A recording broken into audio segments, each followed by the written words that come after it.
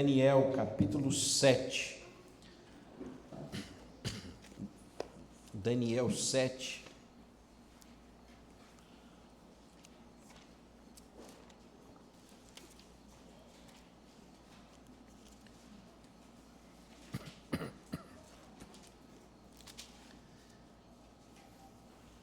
Começamos Daniel 7 há 3 semanas atrás.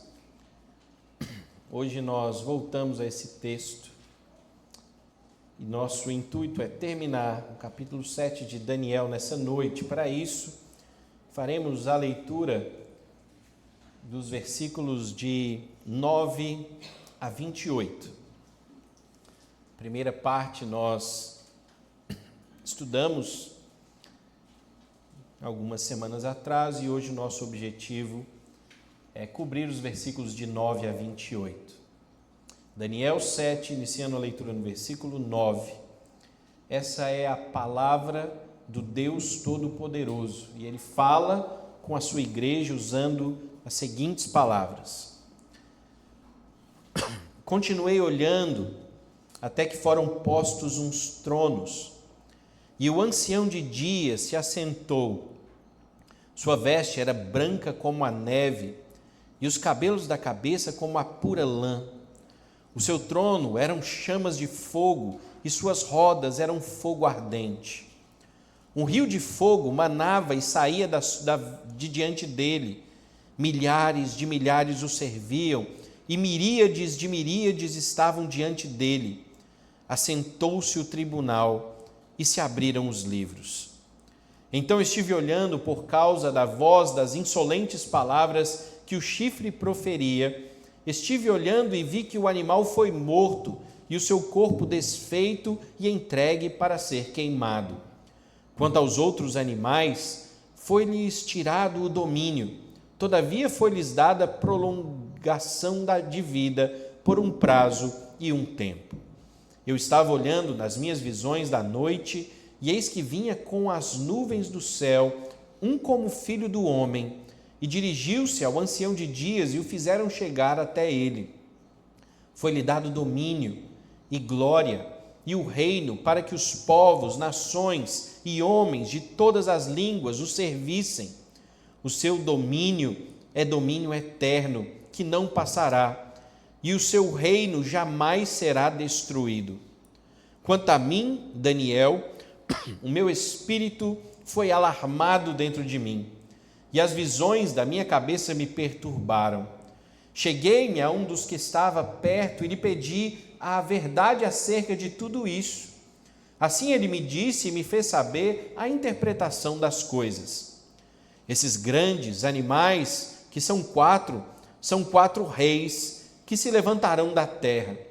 Mas os santos do Altíssimo receberão o reino e o possuirão para todo o sempre, de eternidade em eternidade. Então tive desejo de conhecer a verdade a respeito do quarto animal, que era diferente de todos os outros, muito terrível, cujos dentes eram de ferro, cujas unhas eram de bronze, que devorava, fazia em pedaços e pisava aos pés os que sobejava. E também a respeito dos 10 chifres que tinha na cabeça e do outro que subiu, diante do qual caíram 3, daquele chifre que tinha olhos e uma boca que falava com insolência e parecia mais robusto do que os seus companheiros. Eu olhava e eis que esse chifre fazia guerra contra os santos e prevalecia contra eles. Até que veio o ancião de dias e fez justiça aos santos do Altíssimo, e veio o tempo em que os santos possuíram o reino. Então ele disse: o quarto animal será um quarto reino na terra, o qual será diferente de todos os reinos, e devorará toda a terra, e a pisará aos pés, e a fará em pedaços.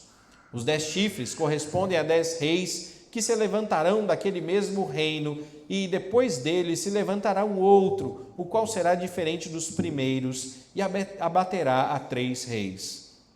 Proferirá palavras contra o Altíssimo, magoará os santos do Altíssimo, e cuidará em mudar os tempos e a lei, e os santos lhe serão entregues nas mãos por um tempo, 2 tempos e metade de um tempo.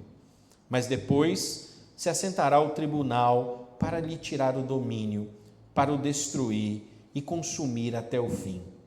O reino e o domínio e a majestade dos reinos debaixo de todo o céu serão dados ao povo dos santos do Altíssimo. O seu reino será reino eterno, e todos os domínios o servirão e lhe obedecerão. Aqui terminou o assunto. Quanto a mim, Daniel, os meus pensamentos muito me perturbam e o meu rosto se empalideceu, mas guardei essas coisas no coração. Amém. Vamos orar mais uma vez ao Senhor, nosso Deus. Deus Santo, nós lemos a sua palavra e, confiantes nela, clamamos pela sua graça, para que possamos compreendê-la e entender, Deus, a verdade que o Senhor tem para dizer a nós, por meio desse texto de Daniel. Que o seu Santo Espírito abra os nossos olhos, ouvidos, nosso coração para o Senhor, e que o Senhor fale ao seu povo nessa noite, nos fazendo mudar a semelhança de Cristo, nosso Senhor e Salvador. Amém.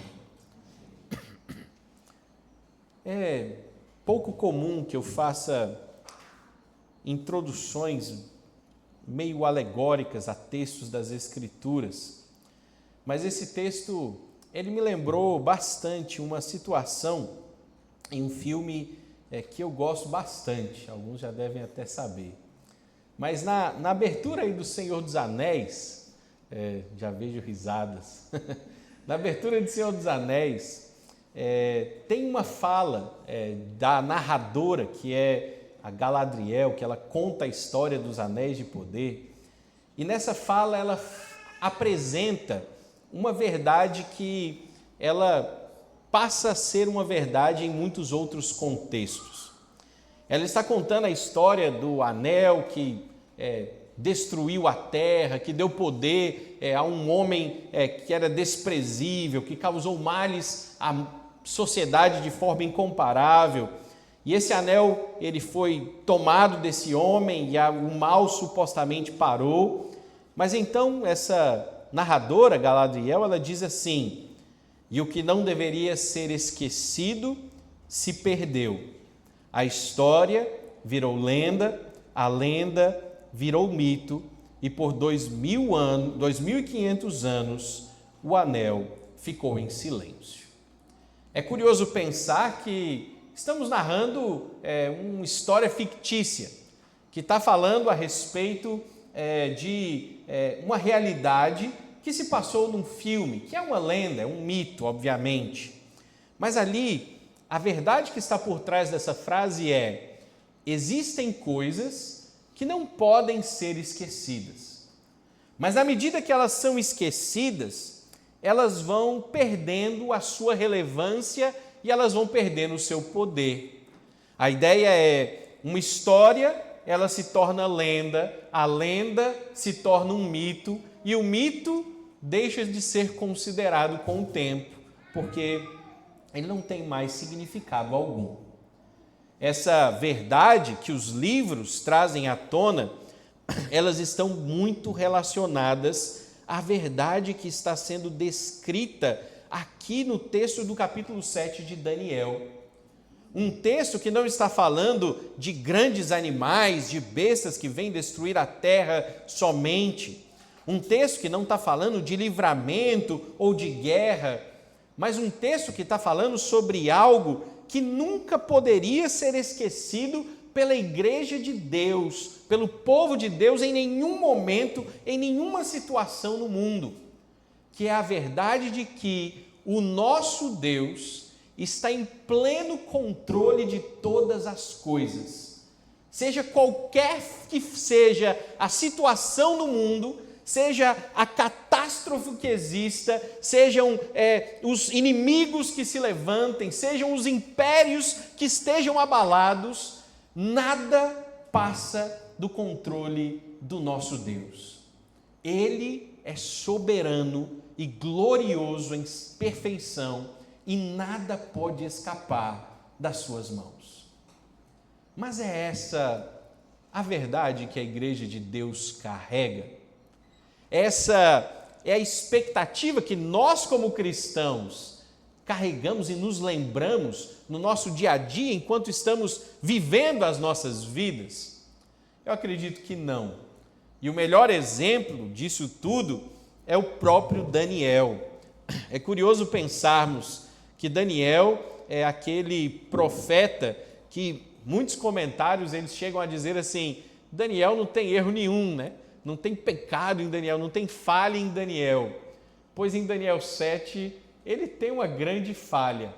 Ele está vendo o sonho, ele está vendo o que está se passando naquelas visões, e Daniel aqui, ao contrário do que nós vimos nele até então, ele não está mais corajoso, ele não está mais fortalecido, ele não está mais cheio de vigor, ele está, nas próprias palavras dele, amedrontado, perturbado, com seus pensamentos cheios de confusão. Por quê? Porque Daniel chegou ao momento que todos os homens chegam, quando eles olham ao redor e eles veem que o mundo está prestes a os devorar. E essa é a realidade descrita em Daniel 7. Vamos apenas relembrar o que se passou nos versículos anteriores. Daniel viu 4 grandes animais, e aqui nós lemos hoje que ele mesmo descreveu que esses 4 animais são 4 reinos. Reinos que se manifestaram antes da vinda de Cristo e que basicamente puniram o povo de Deus e perseguiram o povo de Deus naquele contexto, perseguição direta à igreja, destruição do povo e punição também pelo pecado do povo de Deus. Esses grandes animais, eles foram descritos como animais imensamente violentos, ursos, garras, asas como de águia, terríveis, espantosos, sobremodo fortes. Os adjetivos, eles são bem poderosos para amedrontar mesmo. E eles amedrontam a ponto de Daniel ficar completamente perdido diante disso tudo. E ao ver tudo isso, Daniel, ele chega ao ponto em que ele tem outras visões, e a visão que nós começamos hoje é a que está no versículo 9. Depois de ver todos esses animais, Daniel agora continua olhando e ele vê tronos no céu. Tronos, e no meio desses tronos, um trono que é superior a todos os outros, que é o trono daquele que se chama aqui de Ancião de Dias. Ancião de Dias, remetendo, obviamente, à pessoa de Deus Pai, aquele que também é chamado em outros contextos da Escritura de Ancião de Dias. E as suas características demonstram que estamos falando aqui da divindade, do nosso próprio Deus. A sua veste não era uma veste comum, ela era uma veste branca como a neve, os cabelos como a lã. O trono, ele tinha chamas de fogo e suas rodas eram como de fogo ardente. O poder desse trono, a beleza da santidade, a branquitude mostrando a falta do pecado, a inexistência do pecado, ela mostra que nesse trono se assenta alguém superior à própria criação. Desse trono, desse ancião, flui um rio que mana fogo. O poder daquele que está sentado no trono, ele é gigantesco.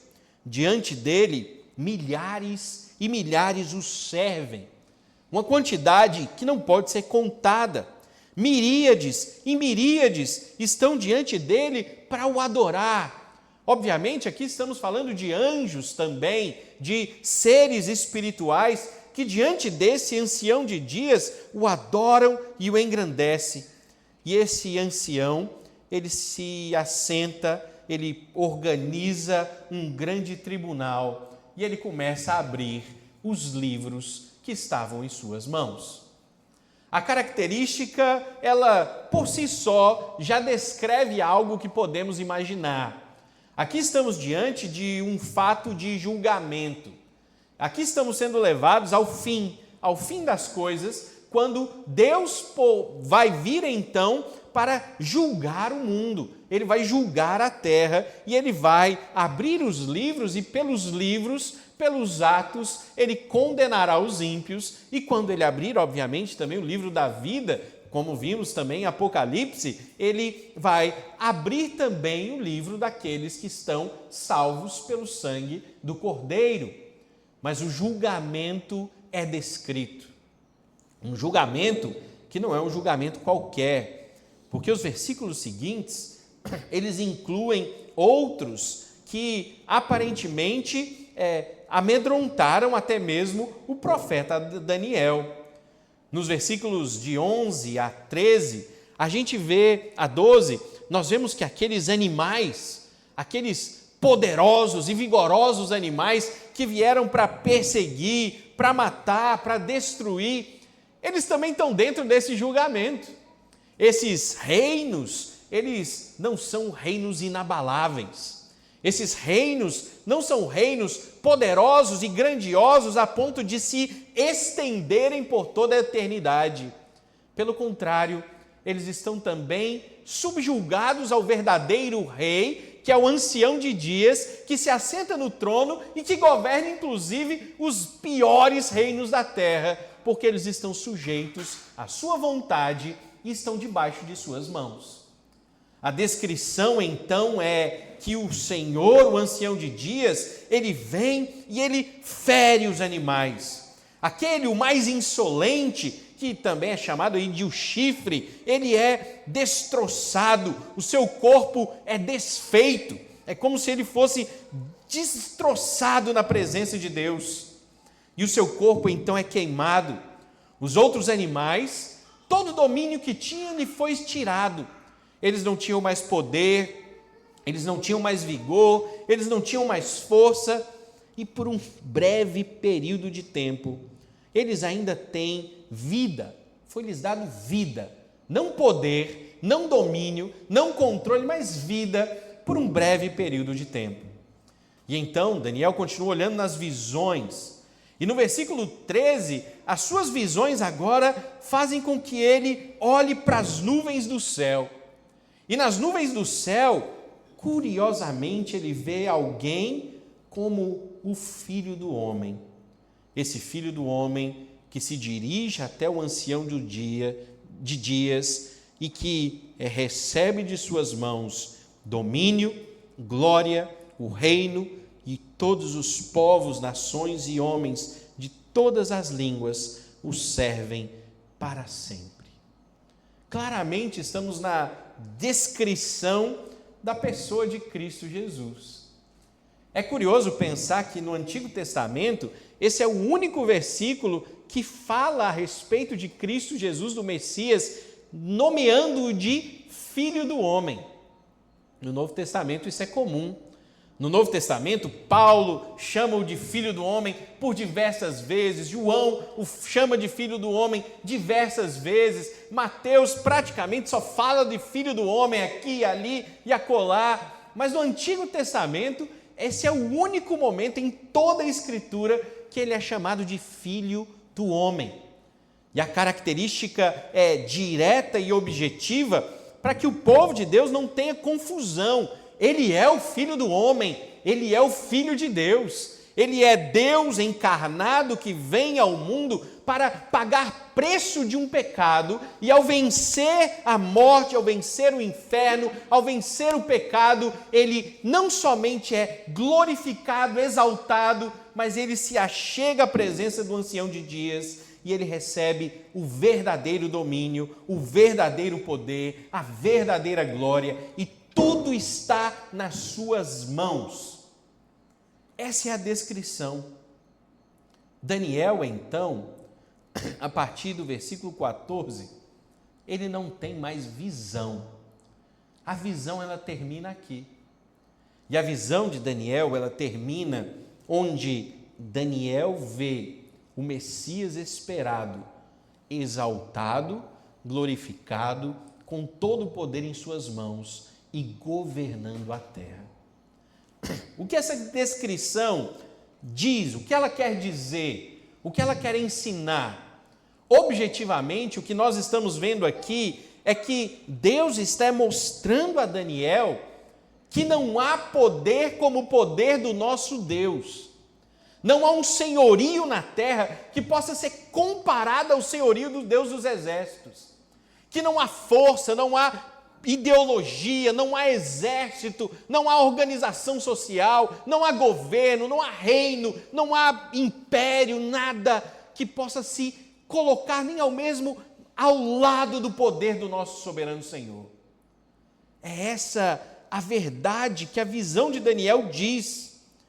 Mas simplesmente ouvir isso pode não ser suficiente à vida dos homens que fazem parte do povo de Deus. E esse que para mim é o grande detalhe desse texto.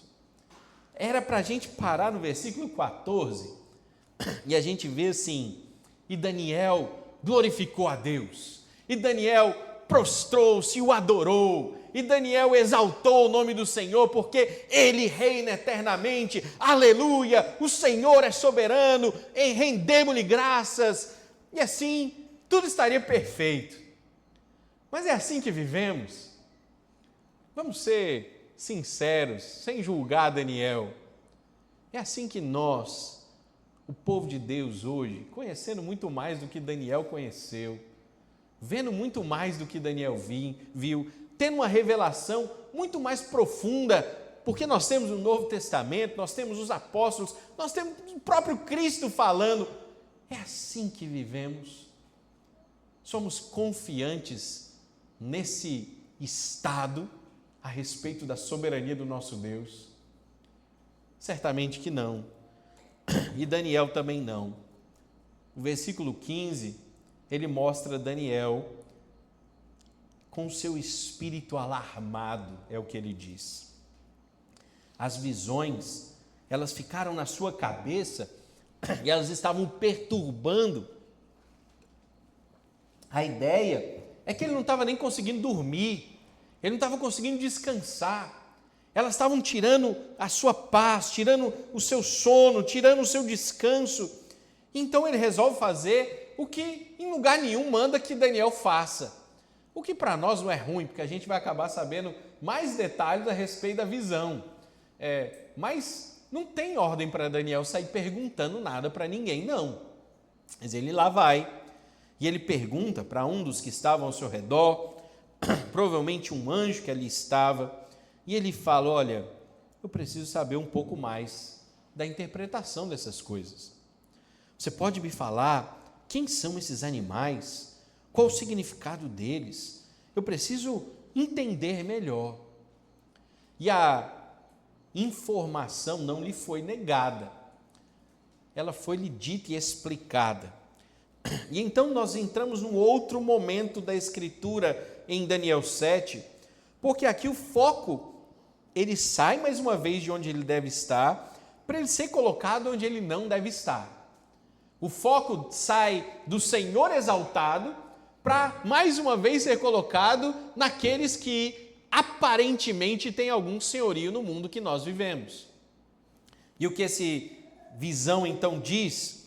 Esses 4 animais, eles na verdade são 4 reinos, reinos que vão governar a terra, que vão ferir os homens, que vão com ferro, com bronze, pisar todos os que estão diante dele.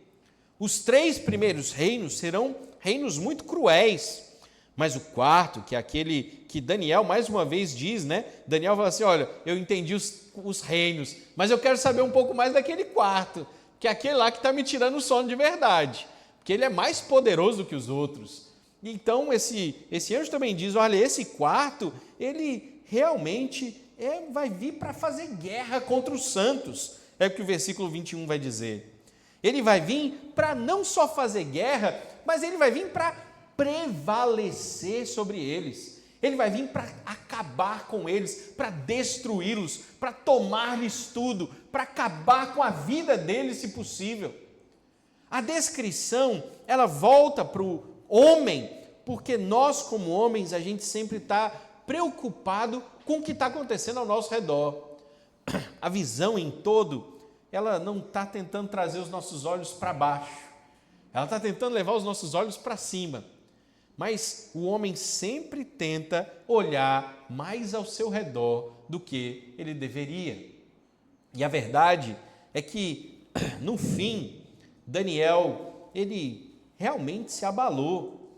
Quando a gente vai lá no versículo 28, a gente vê que Daniel vai falar assim: olha, os meus pensamentos continuam perturbados, eu continuo agoniado, eu estou empalecido. Ele se ficou pálido, seu rosto ficou branco, como se o sangue não passasse na sua face mais. Tamanho era o medo e a inquietação do seu coração. E a verdade, meus irmãos, e aí a história é que nos dirá, é que tudo que foi descrito aqui foi verdadeiro e foi real para o povo de Deus. Nós tratamos um pouco disso na semana passada, mas os babilônicos, os persas, os gregos, os romanos, que são os povos que são descritos aqui por esses 4 animais, eles realmente foram extremamente vis. Extremamente vis. Imperadores, reis que perseguiram o povo de Deus de tal maneira que o sangue dos mártires gritava a presença do seu Senhor. Eles foram destroçados, famílias inteiras mortas, famílias totalmente levadas ao fim, torturadas, de maneiras cruéis, extremamente vis. É tudo verdade o que Daniel viu, e aparentemente tudo tinha sentido, era para ele ficar pálido mesmo, e amedrontado mesmo. Mas o que está por trás disso não é a glória ou poder desses que aqui se levantam contra o Rei dos Reis. Essas perseguições, elas são apresentadas ao povo de Deus para que nós saibamos que nós somos inimigos do mundo que nós vivemos. É curioso pensar, a gente não está mais sob nenhum desses 4 reinos, não é verdade? Não tem mais romanos governando a terra, não tem mais gregos governando a terra, os persas já se foram há muito tempo, eles não estão mais cometendo as atrocidades que eles faziam. Mas no mundo afora, há perseguição ainda sobre a igreja? A gente ainda está padecendo sobre os governos atuais? Ou será que está todo mundo em paz? Ou será que está tudo bem para a igreja de Cristo 2000 anos depois da presença de Cristo nesse mundo? Alguma coisa realmente mudou dos tempos desses impérios, desses governos que com mão de ferro governavam a terra? Definitivamente não. O mundo continua sendo contrário a Deus. Eles continuam perseguindo os valores cristãos. A lei de Deus é zombada cada dia mais. A ciência, que deveria ser uma fonte de razão, hoje ela é usada para provar que a Escritura está errada. Se a Bíblia diz não adulterarás, a ciência vem e fala, não, é bom que você tenha múltiplas mulheres. É bom que você consuma pornografia. É bom que você destrua os seus relacionamentos. Você tem que ser feliz. Se a sua mulher não te faz feliz, abandona. Se o seu marido não te faz feliz, deixa ele. Vai procurar outro homem, vai ser feliz. Isso daí, supostamente, é ciência. Tudo que se levanta hoje continua fazendo a mesma coisa. As mesmas verdades estabelecidas aqui, elas perpetuaram-se em todos os governos da terra, e a gente tem que entender que todos esses governos, até o último, até o dia que o Cristo Jesus descer dos céus, eles permanecerão inimigos do seu Deus. E se eles são inimigos do seu Deus, eles são seus inimigos. Não confunda o mundo ao seu redor como um reino de paz. Pode ser até que você esteja vivendo tempos de paz, mas não confunda acreditando que você realmente vive um tempo de paz. O mundo te odeia, porque ele odeia o seu Deus. Ele odeia o fato de você dizer que Cristo vive. Você dizer que Ele ressuscitou dos mortos é tratado como loucura. Você dizer que a sua fé nele não pode ser abalada é motivo para que eles te persigam, para que eles tentem te destruir, para que eles tentem abalar você emocionalmente. Porque o mundo que você vive não é seu amigo, ele não quer o seu bem. Mas o que Satanás quer é exatamente o contrário. Que você ache que esse mundo é bom, que você ache que vale a pena viver nele, e que você comece a amar esse mundo mais do que você ama aquele que é o Redentor do mundo. O Evangelho, ele está presente aqui, ele está em Daniel 7, em todo canto. Aqui a gente vê que a perseguição, ela é quebrada diretamente pelo Altíssimo. O Altíssimo, que é um outro nome dado ao Senhor, né? Ele é primeiramente atacado por aquela besta, por aquele animal, aquele chifre que vem de forma insolente falar contra Deus. Mas a verdade é que no versículo 27 a gente lê assim, depois, antes, né, no versículo 26, depois se assentará o tribunal para tirar o domínio desse chifre, né, para o destruir e consumir até o fim. E então o reino e o domínio e a majestade dos reinos debaixo de todo o céu serão dados ao povo dos santos do Altíssimo. Em momento nenhum ele perdeu o controle. Você consegue entender isso? Parecia que ele estava no controle quando você vê o chifre falando insolência. Gente, essa insolência que ele está falando é contra Deus, é contra o Senhor Jesus Cristo. Quando você vê as bestas do nosso mundo, usando o adjetivo correto, levantando-se por aí dizendo, ele não ressuscitou, são as bestas atuais, loucos, que resolvem escolher acreditar nas insanidades do mundo, a acreditar no Senhor da glória, que resolvem colocar sua esperança em coisas vãs e fúteis, ao invés de colocar a esperança no único que tem poder para salvar a sua alma, que colocam as suas esperanças nas coisas que eles podem ver e controlar, no seu dinheiro, nos seus bens, nos seus corpos, nas suas paixões, nos seus desejos, tudo vão, inútil, tudo não pode segurar nada da sua vida, não podem sustentá-lo nem por um único dia sequer. Mas eles dizem, é isso que precisamos. Quando a grande verdade é que eles botam a sua esperança em nada, porque só Cristo é que pode fazer isso daqui. O povo de Deus aqui foi morto, foi. O povo de Deus aqui foi perseguido, foi. O povo de Deus aqui sofreu nas mãos dos seus carrascos, correto? Sim.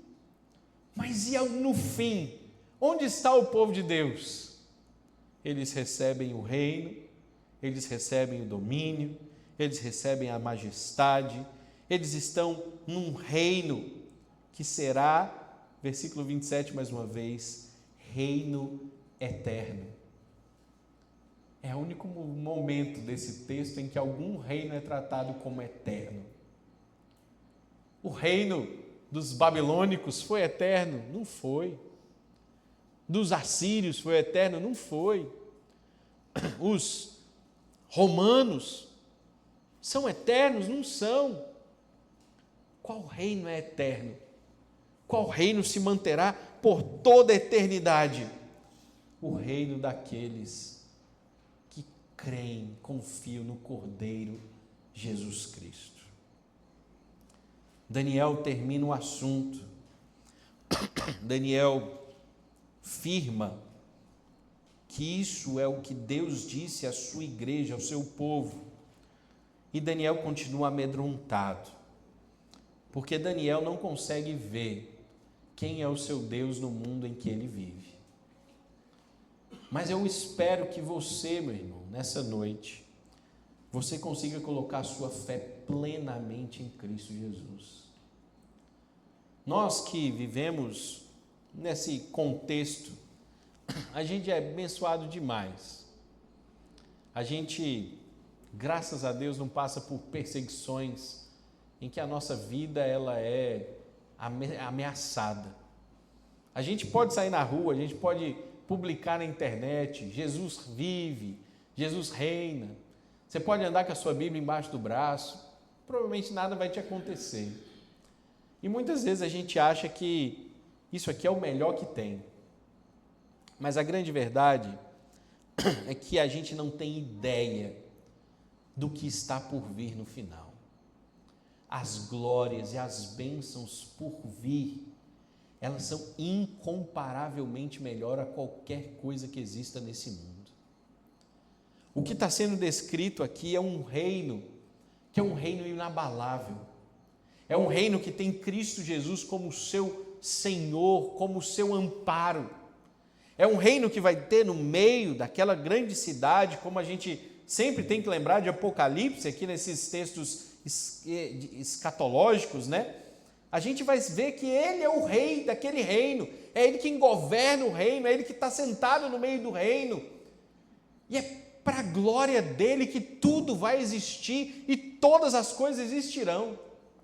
Meu irmão, você não sabe o que é alegria, eu estou te sendo bem sincero, você não tem a menor ideia do que é ser feliz.